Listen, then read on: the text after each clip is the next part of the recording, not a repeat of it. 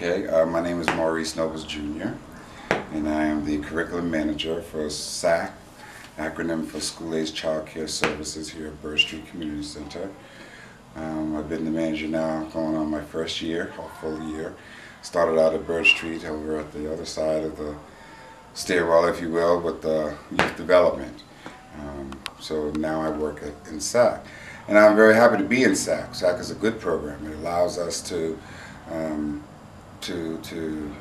help formulate the minds of elementary age school children by providing them after-school programming that involves math, literacy, and homework help. We try to provide a seamless day between the school and the after-school program, meaning that whatever the teacher is teaching the students upstairs in the classroom, we try to continue that downstairs in the after-school program. So, Bird Street Community Center is an independent nonprofit from any city community centers. We are 30 years old in program. The building's been here for 100 years. And for the past 10 years, there has been a more programmatic approach to service of young people here.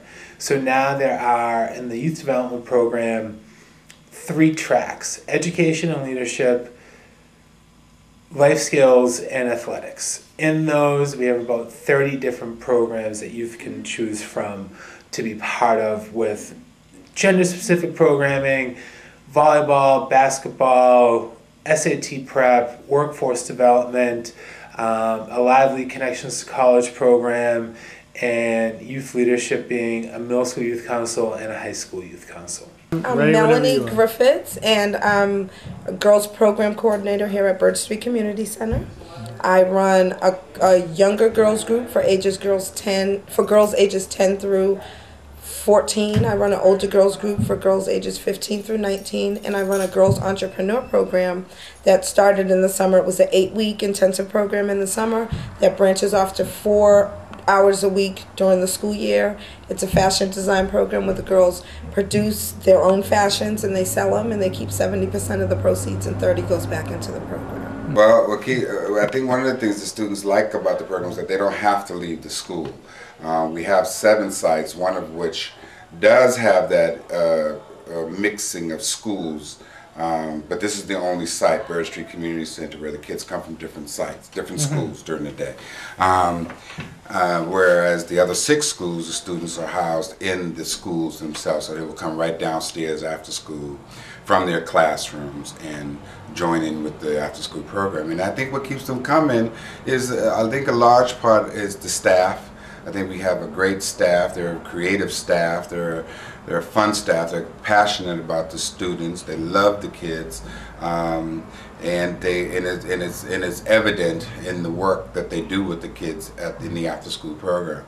My role at Bird Street is to work with all of the youth that participate in education programs, leadership programs, and workforce programs. So I do the Connections College program with 20 high school students and 20 middle school students on a weekly basis during the school year, and we do an intensive summer program where we have 20 high school students that stay overnight at Suffolk University and do 4 college courses in the morning and an internship at the State House in the evening.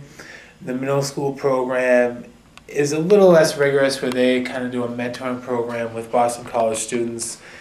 We also do different high school programs where there's individual, really, of SAT prep and MCAS prep, and a lot of kind of how can we get you to go to college. With a good amount of our middle school kids right now, we're getting them to apply to the BC High's Boston Arts Academy to get them prepared to go to college. And then we have 2 youth councils. Our high school youth council gives out $10,000 in mini grants per year. They do at least 2 community service projects a month. So we just did a food drive for the homeless around the Jones Hill area, Dorchester. They put on a youth summit every year. They're doing a United Way youth venture program where they just competed for $1,000 to get startup money for a little a company that they want to run, but a project that they want to run that will hopefully be able to get them more money to do the project.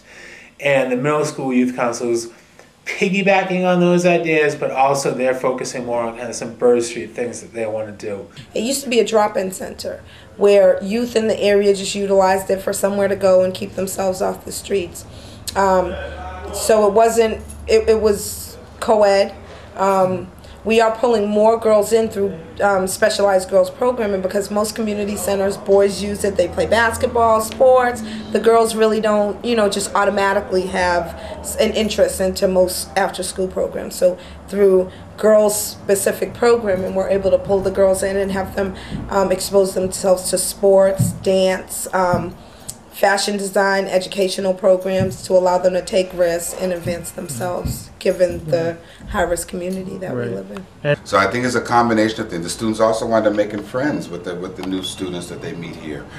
They continue their working with their peer relationships in the after-school program. So I think there's a lot of reasons why they come, but one of them definitely has to be for the love of the staff, along with you know, them having fun activities to do after school. Is not just about the academics, but it's also a part of enrichment, which our executive director really promotes in all of the schools. Outside of academic support, we do give them a lot of social emotional support. We've hired Sean this year, which is actually mid last year. He's our case manager. That's his role, but he does a whole lot more. We work a lot with the families, even though we're a youth center, youth community center, not a family center. We do, you know, work with the families. So we do a lot of social emotional too, along with academic. The kids have a safe place away from home. They utilize it like that, a place where they build trust and relationships, where they can confide in people to help them attain skills that they normally wouldn't be able to expose them to things. The kids aren't afraid to let down their guard and let you know when they are, you know, when they need help in an area or they're not as efficient in certain areas, even academically. They'll allow us, they'll plug us into that on a social level so that we can, you know, help them through our lives experiences. When I first got here, we saw one position, the girls' position. And it was just like revolving door, revolving door, revolving door. You know, it was because it really needed to be a full-time position. And that's the other thing. I came in, my position was full-time. She's made 3 or 4 people, I want to say, that were part-time, full-time employees. And that girl's position was one of them that used to be part-time. And it couldn't function effectively being part-time with the amount of girls and their complex issues. So that went full-time. The athletic director, he started here part-time. When I was here, we started about the same time. He's been full-time for 3 years. So she really looks out for, if you're doing your job, you're doing what you need to do, you're producing to get people to that full-time status. So I think that's another reason why a lot of community centers, I know, you know, there's a lot of part-time people, and you know, good amount of full-time, but the part-time, you just see that revolving door. And so she's gone, you know, we had 3 or 4 full-time employees when I first started here on the youth development side. Now we're up to 7, I want to say.